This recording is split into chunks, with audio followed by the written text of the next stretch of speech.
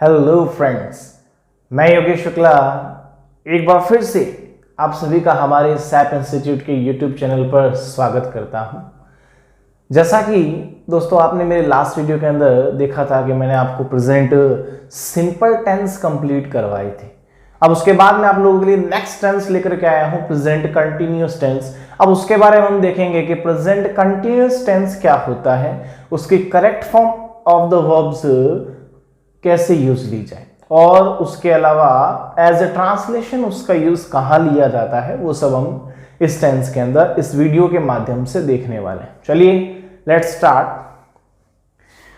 अब बात करते हैं अपने सबसे पहले प्रेजेंट कंटिन्यूअस टेंस के बारे में। जो काम कंटिन्यूअस चलता रहता है वो प्रेजेंट कंटिन्यूअस टेंस होता है। जैसे मैं अभी पढ़ा रहा हूं तो काम कंटिन्यूअस चल रहा है पढ़ाने का, ठीक है, तो ये प्रेजेंट कंटिन्यूअस टेंस है, ठीक है ना। अब अगर हिंदी पहचान एज ए ट्रांसलेशन उसकी की जाए कि ट्रांसलेशन के समय उसकी हिंदी पहचान क्या होती है, तो ट्रांसलेशन के समय उसकी हिंदी पहचान होती है रहा है, ठीक है। अगर कोई लड़की है तो रही है, ठीक है, और प्लूरल है तो रहे हैं, ठीक है। रहा हूं, लाइक मैं अभी पढ़ा रहा हूं तो रहा हूं, ठीक है। वो पढ़ रही है तो रही है। ये इसकी क्या होती है, हिंदी पहचान होती है दोस्तों, ठीक है। अब उसके बाद अगर अपने बात करें कि प्रेजेंट कंटिन्यूअस टेंस के स्ट्रक्चर क्या होते हैं, जैसा आपने प्रेजेंट सिंपल टेंस के अंदर देखा था कि इसके स्ट्रक्चर्स मैंने आप लोगों को 4 करवाए थे, affirmative, negative, interrogative and interrogative negative, ठीक है। बट इसके अंदर ये चारों करने की आपको रिक्वायरमेंट नहीं रहती है। एफर्मेटिव मैंने करवा दिया तो भाई नॉट आपको कहां एडजस्ट करना है, हेल्पिंग वर्ब इंटरोगेटिव में स्टार्ट में लेकर के आना, ये चीज आपको पता है। नहीं भी पता है तो आप मुझसे पूछ सकते हैं, बट सारा आपने अब नहीं कर सकते, ठीक है, क्योंकि आपको लास्ट वीडियो में मैंने कंप्लीट करके बताया था कि एफर्मेटिव का यूज कैसे लेना है, नेगेटिव का कैसे लेना है। तो इसमें नेगेटिव वगैरह करने से वेस्ट ऑफ टाइम, मेरा तो ये मानना है कि नेगेटिव वगैरह करने की रिक्वायरमेंट नहीं है। थर्ड प्लेस पे नॉट लगाओगे तो नेगेटिव बन जाएगा। कैसे, मैं अभी बता देता हूँ, पूरा डाउट आपका अभी क्लियर कर देता हूँ। एफर्मेटिव, सबसे पहली बात है एफर्मेटिव सेंटेंसेस का स्ट्रक्चर क्या रहता है। एफर्मेटिव मतलब होता है सकारात्मक, ठीक है, साधारण वाक्य जिसको अपने बोलते हैं। तो सेंटेंस की स्टार्ट हुई किससे, सब्जेक्ट से, ठीक है। अब अकॉर्डिंग टू सब्जेक्ट हमें यहां पर हेल्पिंग वर्ब का यूज लेना है। क्या है, is, am, are. According to subject इसका यूज होगा। इज का लगेगा, एम का लगेगा, आर का लगेगा, अभी आपको क्लियर कर दूंगा। देन वर्ब की फर्स्ट फॉर्म और फर्स्ट फॉर्म के साथ में आईएनजी का यूज लेना है, जिसे हम वर्ब की फोर्थ फॉर्म कहते हैं, ठीक है। ये मेरे सेपरेट वीडियो के अंदर हम जब मैं आपको वर्ब पढ़ाऊंगा तो वर्ब के बारे में सारे डाउट्स क्लियर कर दूंगा। फिलहाल के लिए टेंस पर चल रहा है अपना, तो अभी इतना डिटेल में अपने जा नहीं सकते ना। तो वर्ब की फर्स्ट फॉर्म के साथ आईएनजी या वर्ब की फोर्थ फॉर्म और लास्ट में ऑब्जेक्ट, क्लियर है। अब जब आप इसका नेगेटिव बनाओगे तो सब्जेक्ट सेम रहेगा, हेल्पिंग वर्ब आ गई और थर्ड प्लेस पर आप लोगों को नॉट लगा देना है, ठीक है ना। थर्ड प्लेस पर आपको नॉट लगा देना है और उसके बाद में बाकी एज इट इज रहेगा जितना भी रूल दिया हुआ, क्लियर है। अब जब आप इंटरोगेटिव लिखोगे ना, first part affirmative, second number interrogative, third place पे नॉट लगाना बस। थर्ड नंबर पे जब आप इंटरोगेटिव लिखोगे तो आपको ये जो हेल्पिंग वर्ब दिखाई दे रही है, इन हेल्पिंग वर्ब्स को आपको स्टार्ट में रखना है। स्टार्ट इससे करना है, इज एम आर से। डब्ल्यूएच है तो इज एम आर से पहले आप डब्ल्यूएच ऐड कर दी, क्लियर है। देन उसके बाद में पूरा प्रोसेस एज इट इज रहेगा, हेल्पिंग वर्ब, देन सब्जेक्ट, फिर V1 ING, लास्ट में ऑब्जेक्ट है, क्वेश्चन मार्क लगाना ना भूले, क्लियर है, डन। अब लास्ट में क्या था आपका, इंटरोगेटिव नेगेटिव। तो इंटरोगेटिव आपने बना ही लिया, थर्ड प्लेस पे आप नॉट लगा दे, इंटरोगेटिव नेगेटिव, क्लियर है, क्लियर। चलिए अब बात करते हैं अपने इसी सेंटेंस की एग्जांपल के बारे में। लाइक मैंने बोला मैं अभी पढ़ा रहा हूं, क्या पढ़ा रहा हूं, टेंस पढ़ा रहा हूं, इंग्लिश पढ़ा रहा हूं। तो यहां मैंने क्या लिखा कि आई, ठीक है, आई के साथ में कौन सी हेल्पिंग वर्ब यूज हुई, एम, ओके। आई एम, क्या काम कर रहा हूं मैं, पढ़ाने का काम कर रहा हूं। आई एम टीचिंग, टीच के साथ में आईएनजी। अब आईएनजी कहां लगाएं, कैसे लगाएं, वो भी डाउट्स में आप लोगों के सारे क्लियर करूंगा कि आईएनजी का यूज कैसे होता है, okay. I am teaching what teaching English. I am teaching English now. मैं अभी इंग्लिश पढ़ा रहा हूं. क्लियर?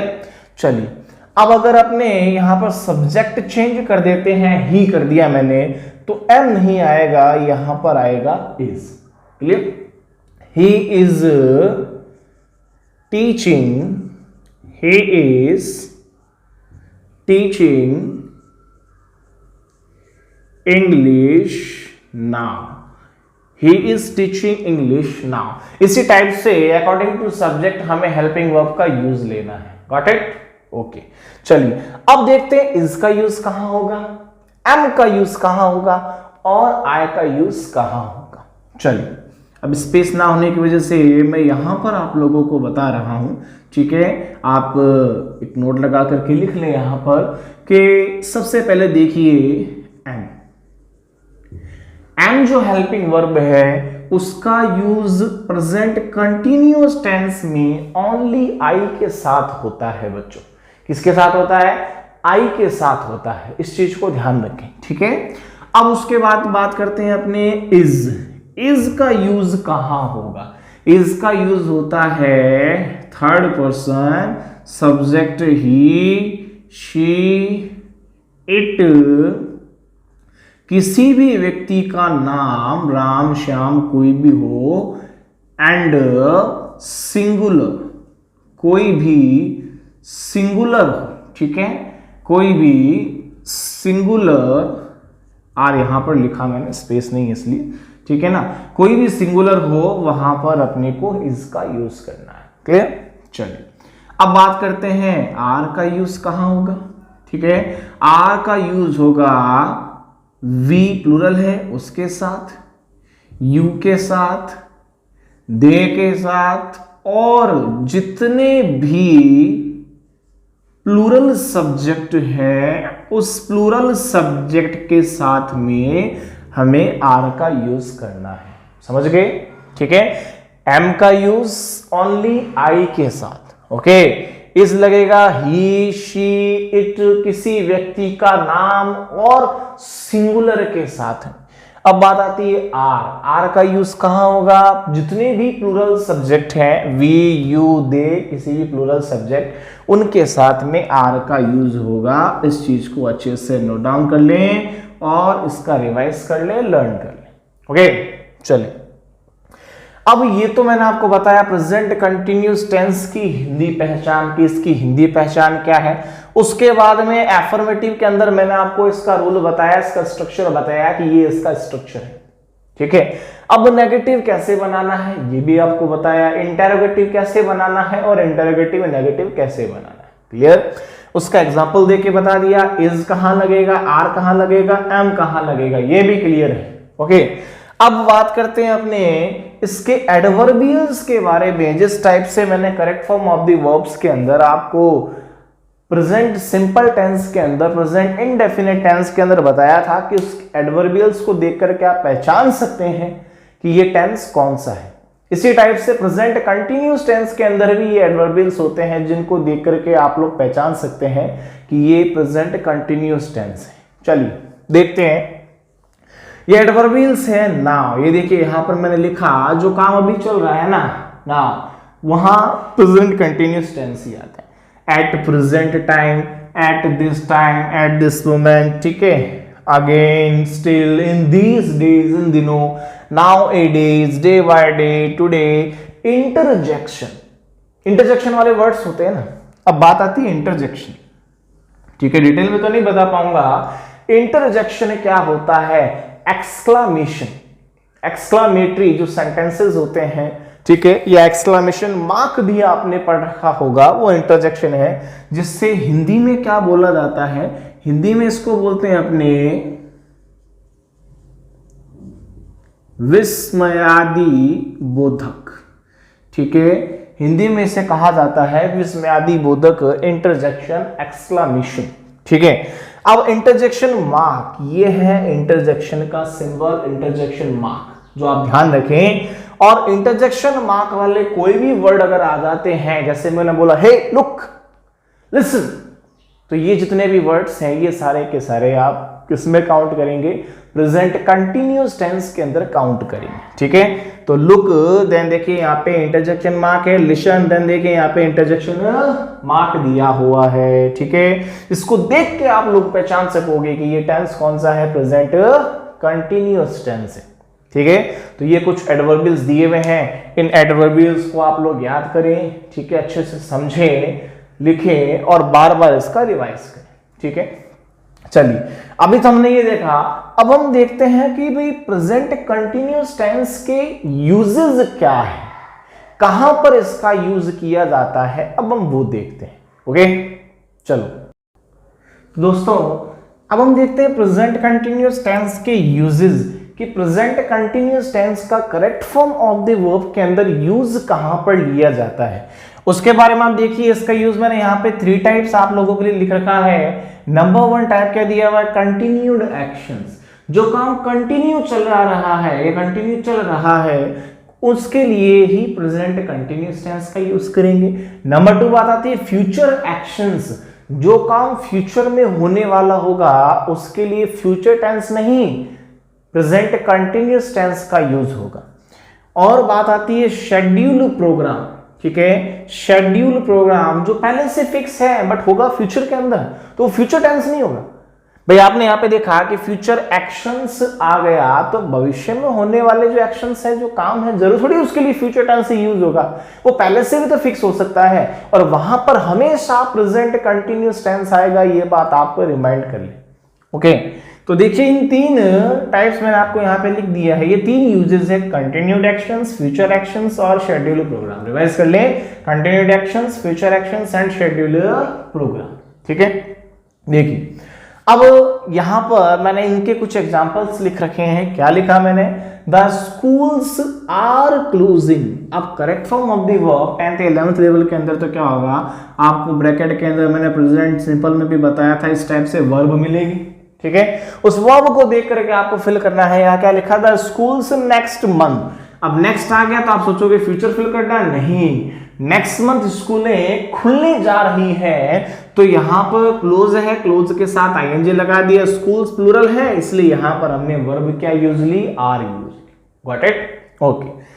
अब यहां क्या दे रहा है, we are holding, we plural है, प्लूरल सब्जेक्ट है, इसलिए यहां पर हेल्पिंग वर्ब यूज क्या हुई, are. We are holding a seminar next month.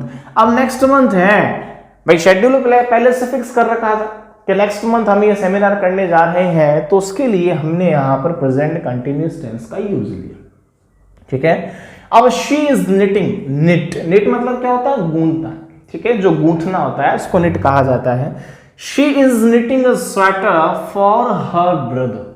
ठीक है ना, अब भाई वो स्वेटर तो अभी निट कर रही है ना, अभी इस टाइम वो स्वेटर क्या कर रही है, बुन रही है, गुथ रही है, तो वो अभी इस टाइम कर रही है, लेकिन उसका जो यूज है वो फ्यूचर के अंदर किया जाएगा। ठीक है, जब वो अच्छे से स्वेटर बुन लेगी तो उसका यूज बाद में होगा। तो she is knitting a sweater for her brother, she है इसलिए यहां पर helping verb is I. I am writing a novel, I है इसलिए helping verb am I writing a novel nowadays. ठीक है, अब यहां पर तो ये नाउ ए डेज आपको दिया हुआ मिल गया, ये एडवर्ब है इसलिए यहां पर वैसे भी एम का यूज हो गया, आईएनजी यूज हो गया। अब exam is going to be held in next month, भाई ये पहले से फिक्स है ना, प्रोग्राम शेड्यूल सेट करा हुआ है, पहले से फिक्स करा हुआ है कि अगले महीने प्रोग्राम एग्जाम होने जा रहे हैं। ठीक है, तो इसलिए यहां पे एग्जाम सिंगुलर है, इसका यूज हुआ और आईएनजी का यूज हुआ। ठीक है, तो ये था अपना प्रेजेंट कंटिन्यूअस टेंस। अब फिर भी बच्चों के मन में एक डाउट रह जाता है, जिस टाइप से प्रेजेंट सिंपल टेंस के अंदर एक डाउट रह गया था कि एस, ई एस और आई एस का यूज कहां होगा, उसी प्रकार से आप लोगों के मन के अंदर भी एक डाउट रह गया कि सब कुछ समझा दिया सर ने, लेकिन आईएनजी का यूज कैसे होगा। भाई कई बार ई अड़ जाता है आईएनजी लग जाता है, वाई अड़ जाता है आईएनजी लग जाता है, कई बार वाई नहीं भी अड़ता तो भी आईएनजी लग जाता है। तो इनके पीछे कारण क्या है, ये पूरी डिटेल में आपको नेक्स्ट वीडियो के अंदर बताऊंगा कि वर्ब की फर्स्ट फॉर्म के साथ में आईएनजी का यूज कैसे किया जाए। ये मेरे नेक्स्ट वीडियो के अंदर मैं आप लोगों को बताऊंगा। तब तक के लिए बने रहिए हमारे साथ में सैप इंस्टीट्यूट के अंदर। ठीक है, जय श्री राम, जय भारत, थैंक यू।